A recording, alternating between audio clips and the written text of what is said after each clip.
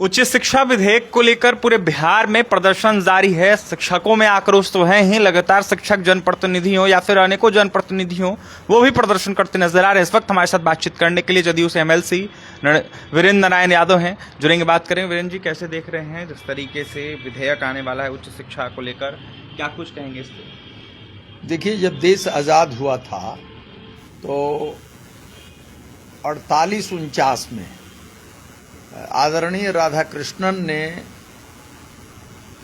विश्वविद्यालय महाविद्यालयों को या उच्च शिक्षा से जुड़े हुए संस्थानों को स्वायत्त रखने की बात कही थी और उसी को आधार बनाकर विश्वविद्यालय अनुदान आयोग का गठन हुआ था।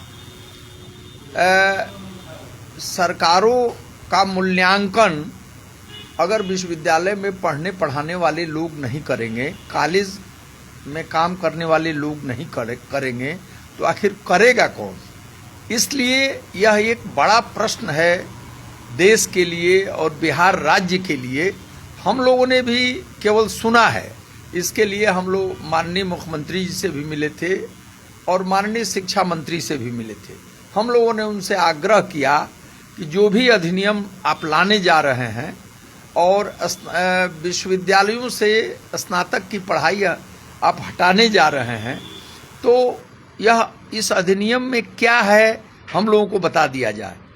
उन्होंने बताने में असमर्थता जाहिर की, परंतु माननीय मुख्यमंत्री और शिक्षा मंत्री को हम धन्यवाद देते हैं कि उन्होंने उस दिन की कैबिनेट में वो प्रस्ताव नहीं आया।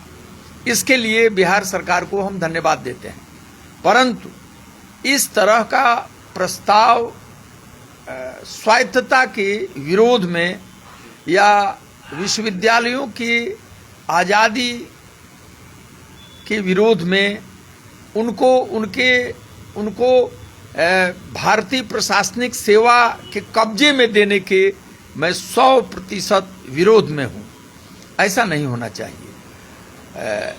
जो शोध का विषय है, लिखने पढ़ने का विषय है, वहाँ आज़ादी एक बहुत बड़ी चीज़ है, स्वायत्तता एक बहुत बड़ी चीज़ है।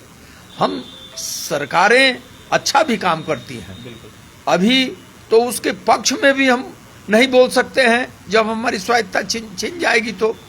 और अगर सरकारों से कोई गलती होगी तो उस पर भी जो उंगली उठाने का काम है, रास्ता दिखाने का काम है, अंगुल निर्देश का काम है, वो हम नहीं कर पाएंगे। तो यह जो अगर इस तरह की जिन लोगों ने इस तरह का प्रस्ताव हमारे उच्च शिक्षा विभाग में देने का साजिश किया है, हम लोग उसका विरोध करेंगे और 10 तारीख को पूरे राज्य में उस अधिनियम का या स्वायत्तता के को समाप्त करने के लिए जो विधेयक आने वाला है उसके विरोध में पूरे बिहार राज्य के शिक्षकों ने एकजुटता दिखाई। मैं स्वयं जयप्रकाश विश्वविद्यालय छपरा का जो विश्वविद्यालय का प्रशासनिक भवन है, वहाँ शिक्षकों के साथ मैं भी कुछ देर तक धरने पर बैठा। उनको मैंने बताया भी कि माननीय मुख्यमंत्री और शिक्षा मंत्री ने हम लोगों की बातों को मानकर उन्होंने उस विधेयक को वापस ले लिया है, स्थगित किया है।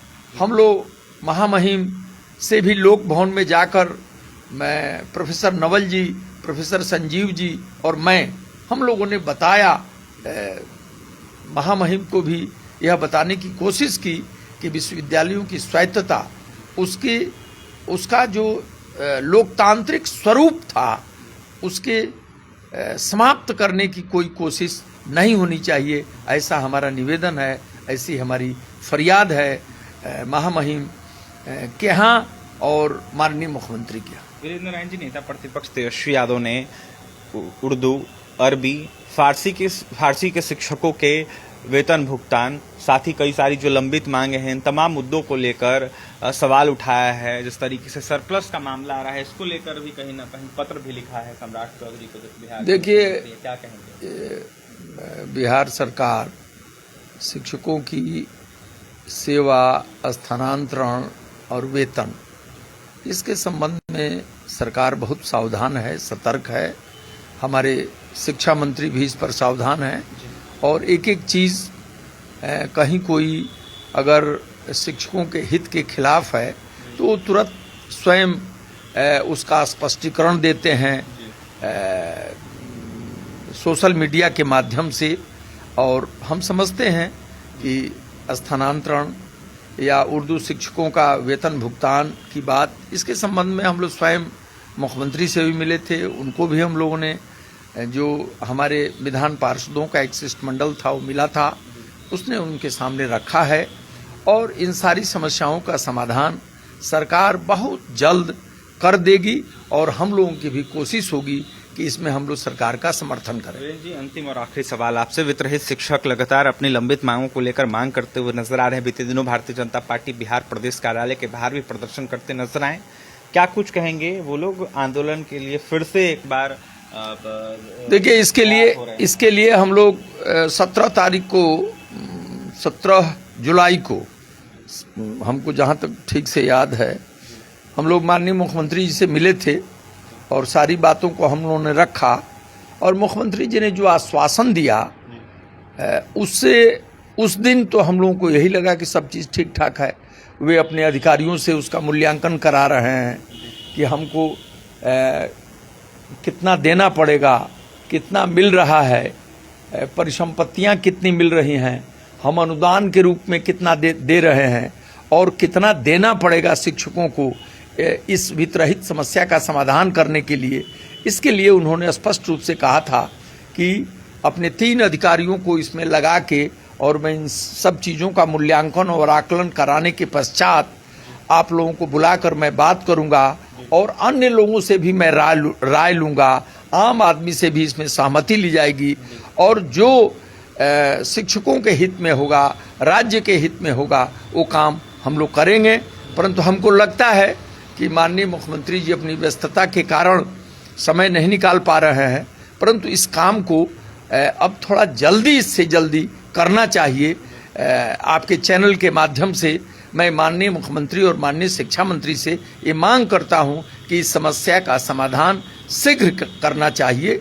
इसमें विलंब लोकतांत्रिक दृष्टि से अच्छा नहीं है। देखिए, विलंब करना लोकतांत्रिक दृष्टि से अच्छा नहीं है। जल्द से जल्द वित्तरहित शिक्षकों की लंबित मांगों को खत्म करके उनकी जायज मांगों को कहीं ना कहीं पटल पर रखना चाहिए। इस वक्त हमारे साथ बातचीत करने के लिए जदयू एमएल से वीरेंद्र नारायण यादव थे। क्या कुछ विश्वविद्यालय विधेयक को लेकर कह रहे थे आपने सुना है। इसके साथ ही जिस तरीके से लगातार जो शिक्षकों की वेतन भुगतान का मामला है या फिर अनेकों लंबित मांगे हैं, इसको लेकर भी अपनी बातें रख रहे थे। क्या कुछ कहे थे वीरेंद्र नारायण यादव आपने सुना है। T18 के साथ बने रहे। पटना से मैं अभिषेक।